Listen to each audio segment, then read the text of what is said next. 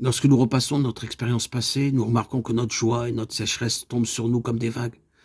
Nous découvrons aussi que nous ne faisons pas beaucoup de progrès dans les moments de joie, tandis que nous en faisons plus dans le temps de sécheresse. Nous voyons réellement avancer pendant cette semaine sèche. Comme nous avions l'habitude de penser que si nos vies étaient quotidiennement aussi sévères et insipides, c'était parce que nous étions tombés.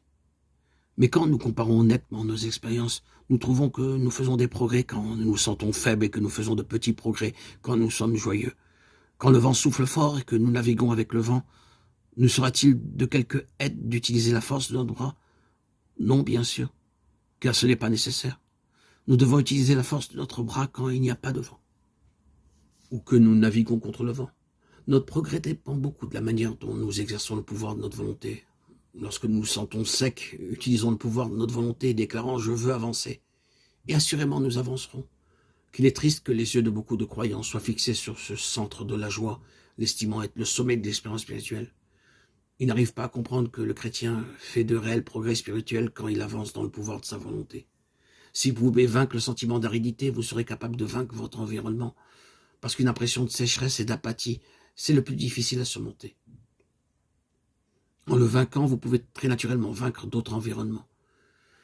Le plus intime de tous les environnements est votre émotion. Si vous êtes capable de vaincre votre émotion, vous serez aussi victorieux sur d'autres environnements.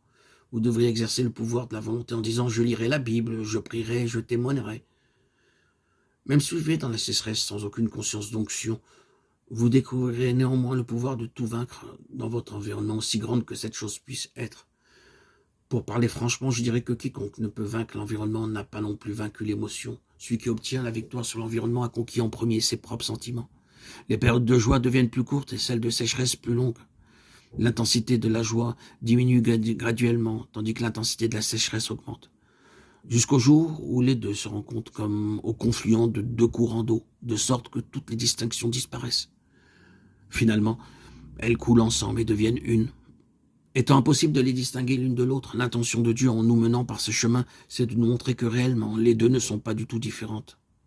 Autrement dit, notre joie et notre sécheresse se confondent et deviennent une. Le but de Dieu aujourd'hui, c'est que le juste vive par la foi et non par le sentiment. Notre sentiment, quel qu'il soit, ne nous apporte rien. Pour certains croyants, Dieu doit les entraîner 10 ou même 20 fois pour qu'ils ne vivent pas de leur force émotive.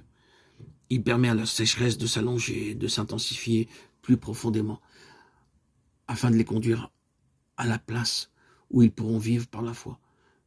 Si vous n'avez jamais été formé, vous découvrirez bientôt combien votre force émotive est totalement inefficace.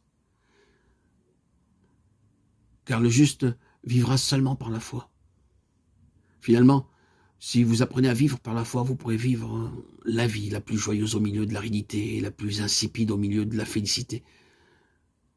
Ceci peut sembler paradoxal, c'est pourtant une vérité dans la vie spirituelle. Dieu nous mènera à vivre la vie de la foi.